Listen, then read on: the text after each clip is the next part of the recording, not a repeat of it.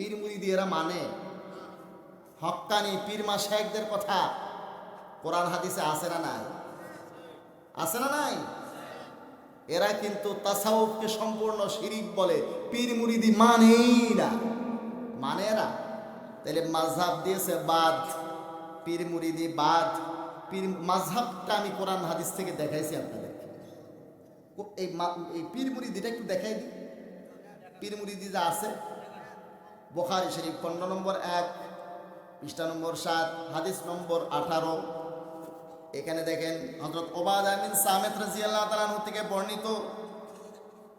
হযরত উবাদা বিন সামিত বলেন, আন্না রাসূলুল্লাহ সাল্লাল্লাহু আলাইহি ওয়াসাল্লাম قال, আল্লাহর নবী বলেন, ওয়া হাওলাহু ইসাবাতুম মিন আসহাবিহি, যে অবস্থায় আল্লাহর নবীর পাশে সাহাবায়ে কেরামের একটা দল। আল্লাহর নবীর কাছে কাদের উপস্থিতি ছিল? সাহাবায়ে কেরাম ওখানে উপস্থিত ছিলেন। আল্লাহর নবী বললেন, বায়ুনি, তোমরা আমার কাছে বায়াত নাও। এই বায়াতটা কিসের বায়াত? ইসলামে বায়াত আছে 3 প্রকার। একটা হলো ইসলামের বায়াত, যেটা অমুসলিমকে মুসলমান বানানোর সময় নেওয়া হয়। আশপাশে সবাই সাহাবী, তারা কি অমুসলিম ছিলেন? তাহলে এটা ইসলামের বায়াত নয়। ওই সময় জিহাদও চলছিল না, তাইলে এটা জিহাদের বায়াত নয়, আর জিহাদের কোনো কথাও এখানে নাই।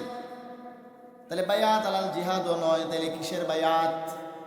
আল্লাহর হাবিব বলেন, বায়ুনি, আমার কাছে বায়াত নাও, আলা আল্লাহ তুশরিকু বিল্লাহি শাইআ, যে আল্লাহর সাথে কাউকে শরীক করবা না, ওয়ালা তাসরিকু, চুরি করবা না, ওয়ালা তাজনু, জিনা করবা না, ওয়ালা তাকতুলু আওলাদাকুম, সন্তানকে হত্যা করবা না, ওয়ালা তাকতু বিবুহতান, কাউকে অপবাদ দিবা না।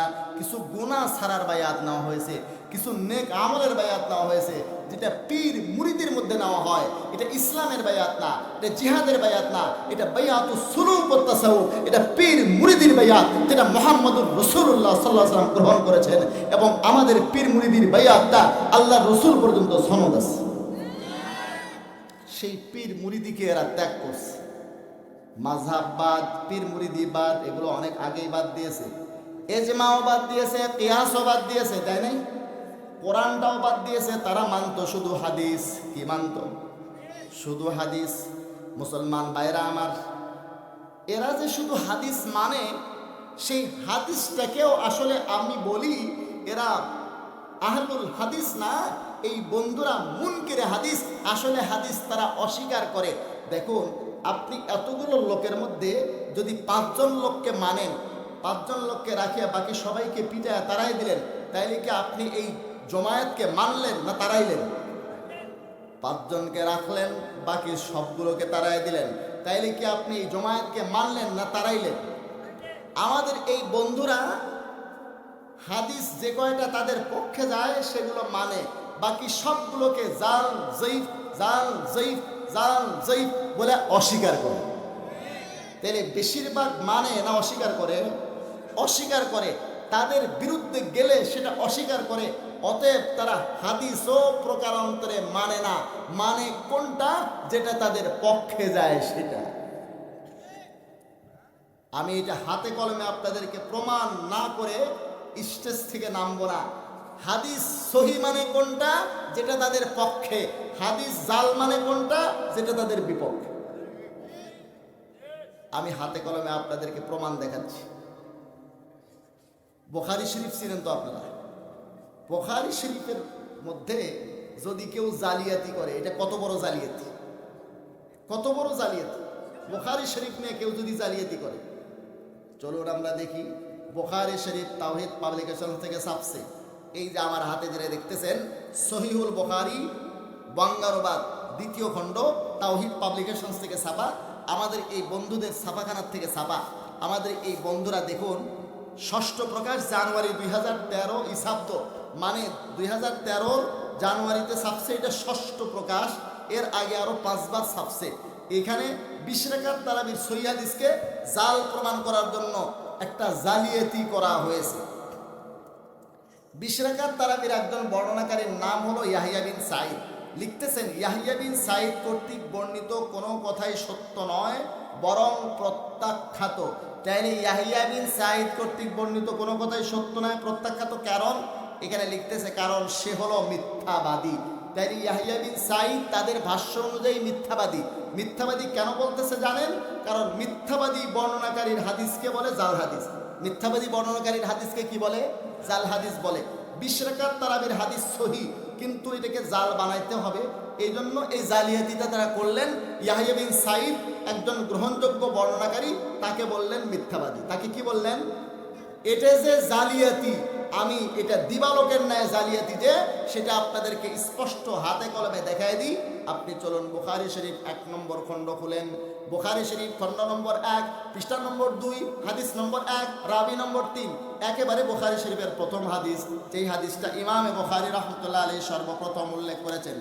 কিতাব বুখারী শরীফের প্রথম হাদিস। وبه قال حدثنا الحميدي قال حدثنا سفيان قال حدثنا يحيى بن سعيد الأنصاري।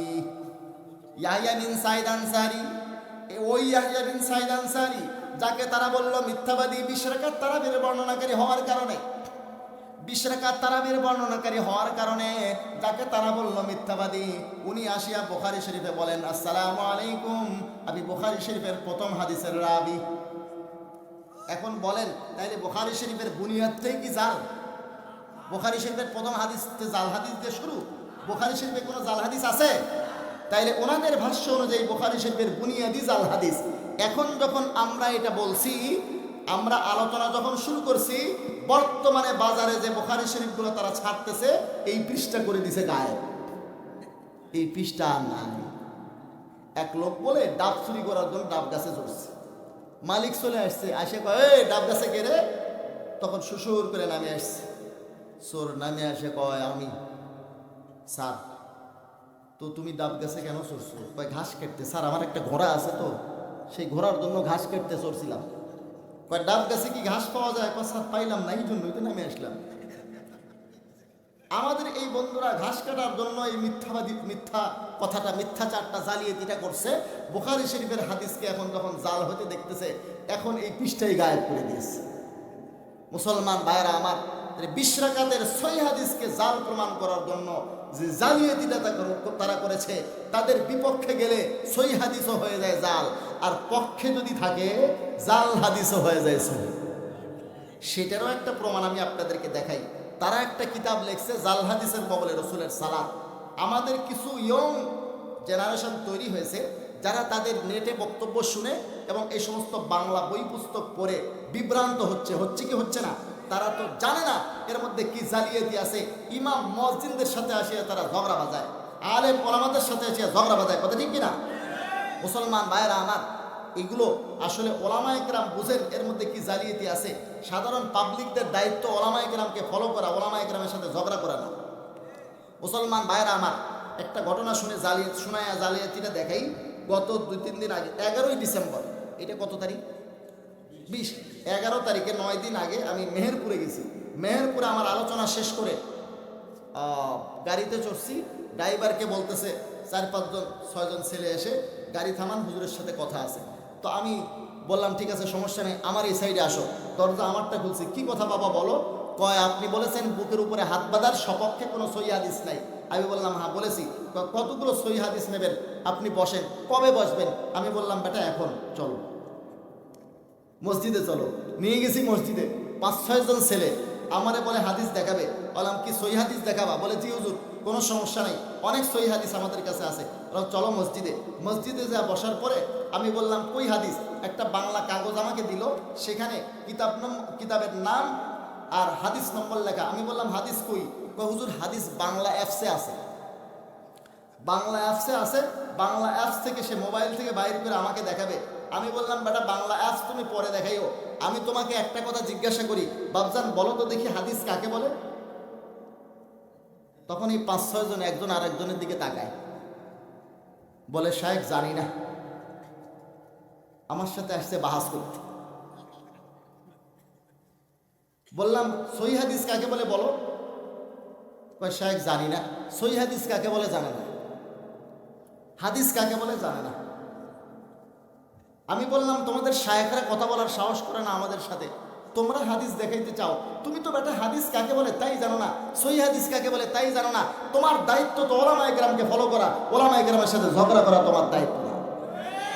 আমাদের ইয়ং জেনারেশনদের একটা গ্রুপ তৈরি হয়েছে, তারা কিছু বাংলা বই পুস্তক পড়ে তারা মনে করে বড় বড় শায়েখ হয়ে গেছে, এই বাংলা বইপত্রগুলো পড়ে এর মধ্যে কি জ্বালিয়ে দিয়েছে তা তো সে জানে না। এখন ওলামা মাশায়েখদের সাথে আসিয়া ঝগড়া করে। দেখুন এই পৃষ্ঠাটা লিখেছে, এখানে জাল হাদিসের কবলে রসুলের সালাত, আল্লাহ রসুলের নামাজ বলে জাল হাদিসের কবলে নামের থেকে জালিয়ে দিয়ে শুরু করছে আমার এই ডক্টর মুজাফফর বিন মহসিন ভাই হাফিজাহুল্লাহ তাআলা ওয়া দামাত বারাকাতুহু। আমার এই বন্ধুটি তার বইয়ের 203 নম্বর পৃষ্ঠায় যে জালিয়াতিটা করে রাখছেন, আমি সরাসরি আপনাদেরকে সেখানে নিয়ে যাচ্ছি। 203 নম্বর পৃষ্ঠায় একটা কথা বলেছেন, একটু সামান্য পটভূমি বলতে হবে এই জন্য।